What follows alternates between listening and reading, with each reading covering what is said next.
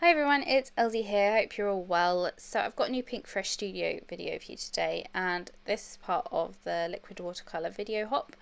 So I'll leave links to everyone's channels down below, so make sure you go check them all out for loads of inspiration, and leave a comment because on each video they're giving away a $25 gift card, and on the Pinkfresh YouTube channel they're giving away the entire collection of liquid watercolours. So yes, make sure you enter. I'll leave all the T's and C's in the description box below. And now onto the good stuff. These are the swatches of the 12 watercolours that are available, and I am obsessed with these. This is my first time working with liquid watercolours, and they're just so rich and vibrant and really highly pigmented. Yeah, I just had so much fun working with them. And you'll see that I don't actually use any of the colours in their pure form.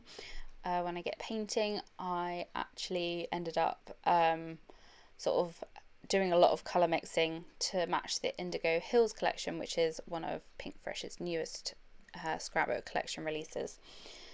So I was really inspired by the florals in that collection. They're beautiful. A lot of them are kind of very like watercolory and like drawn with pencil, and there's lots of like leaves and daisies and things, so I was really inspired by that. I am no artist, drawer, anything, but yeah, this is really easy. All I did was like sketch out with a pencil some sort of butterflies and flowers, and as you can see I'm just doing lots of loops and sort of embracing the messiness of it. Like, it's very sketchy, but calling it a look. So I filled up, I think this is an A3 sheet of watercolour paper, and it's the Canson Montval, I think it's called, 200 GSM watercolour paper. I'll link it below if you're interested. Yeah, it's very good. Sort of, it's not amazing quality, but it did the job. So now I'm sort of decanting, just putting a little drop or two of the watercolours into my palettes and spritzing it all with a bit of water, and using the well in the middle of my palettes to kind of do some mixing and trying to get the colours that match the Indigo Hills collection. So it was a bit of trial and error. I'm not massively educated on colour mixing and things like that, but I sort of got the hang of it, and yeah, the colours in the collection are really beautiful. They're very autumnal and kind of muted, but they've still got that vibrancy, and yeah, these watercolours just they don't feel dull, even though the colours are a bit more muted than, you know, they are in their sort of pure form.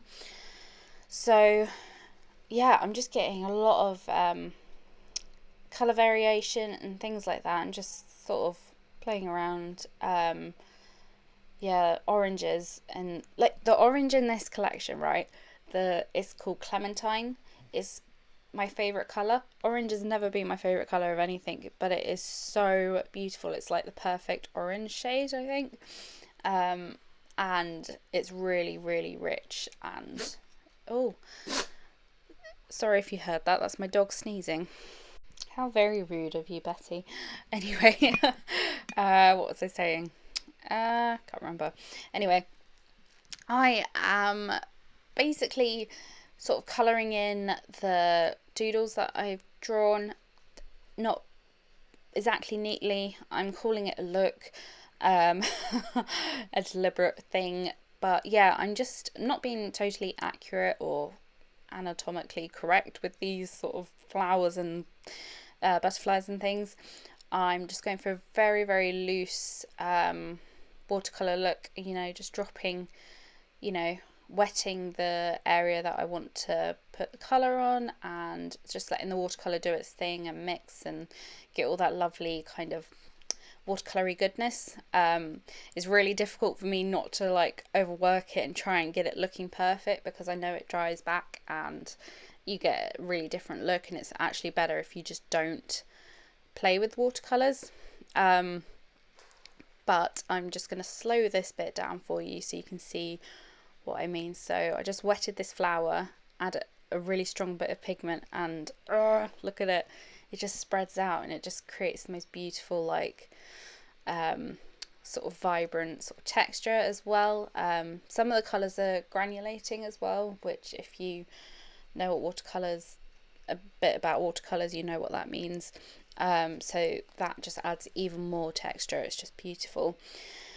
And I'm also sort of in some of the wet areas adding another colour from like the centre or like the stems of the leaves, and that just kind of gives it a lot more variation, gives it much more like organic and natural look.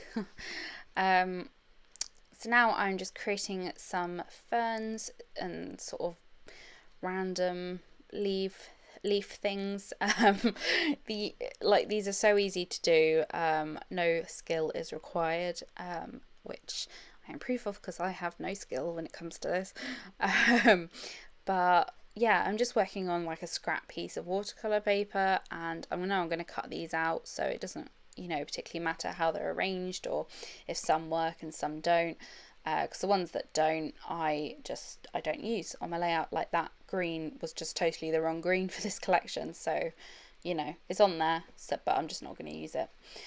And yeah, I just had so much fun. It was just really lovely and relaxing. I just put a podcast on, did some painting, and yeah, these colours are really just surprisingly bright, and I didn't think I would love them as much as I did, because I'm much more of a I like my pinks and my mint greens and that kind of thing, and this is very like it's colourful, but it's, you know, a little more muted and autumnal, but it just works. So I'm now going over everything with a black pen. I was going to use a pencil, but it wasn't working. It wasn't showing up enough. It just looked a bit odd. So I don't know whether I need a new pencil, because all I have is quite like a hard mechanical pencil. So I probably need to get like sketching pencils or something if I want to get that look. But in the end, I'm really glad I used the black pen. It just really worked. So as you can see, I am just again very, very sketchily outlining and giving sort of the more definition again to the flowers and butterflies. The butterflies I am obsessed with. I could paint them all day, every day. They're just these are so easy to do, and I love how sort of sketchy this looks, because it makes it look really sort of whimsical and kind of, yeah, in a way it's quite messy for me. I'm not usually as like a messy sort of scrapbooker or like crafter or anything, but something like this is quite freeing, quite just really fun to do. Now I am going over all the flowers with a white pen, and this just makes them pop. I don't know what, a white pen is just magic. They're just amazing, and it just makes everything sort of you know, it just gives it so much more definition. And again, I'm not being accurate with this, I'm literally scribbling over them, and it just adds some really, really lovely texture. And since this white pen isn't completely opaque, some colours kind of bleed through it, and it just makes it look even better, I think. So yeah, I love how all of this turned out. And as you can see, I made loads, like an extortionate amount. Like I've got enough to last me for like another 3 years or something.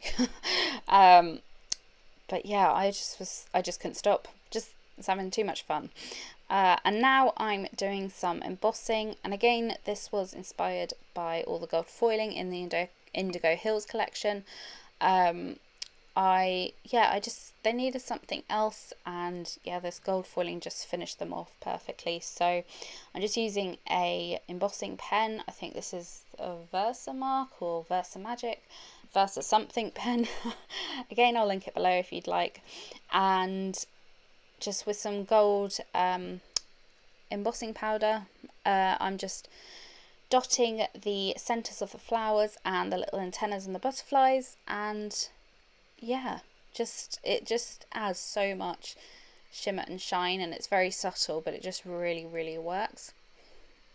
So really sorry, my camera, I don't know what happened to the footage before of showing you me arranging everything, but you really didn't miss much apart from me just faffing around everywhere deciding where everything is going to go. But to be honest, it all just works so well that it just it didn't matter where I put anything, because everything I think looked really nice.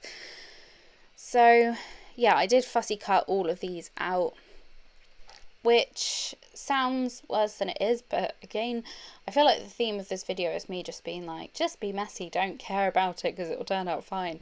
But literally I wasn't totally accurate with my cutting or anything like that, but you know, these are handmade, so you know, you're allowed to not be totally perfect in your cutting and your painting with them. And yeah, I thought it wasn't like this layout wasn't going to come together at one point, especially when they were sort of all painted on the sort of big sheet of watercolor paper, because they just didn't look right, and I was just like, oh, there's too much, it's, you know, what have I done, they just look rubbish and all of this.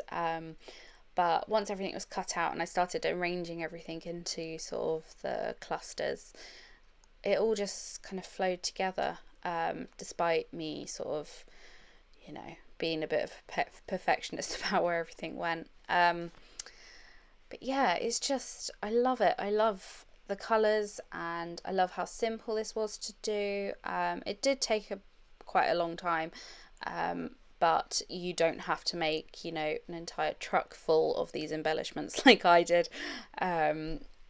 Yeah, they were just, yeah, it was just really fun to play and sort of get a good feel of what colours I could create from the liquid watercolours.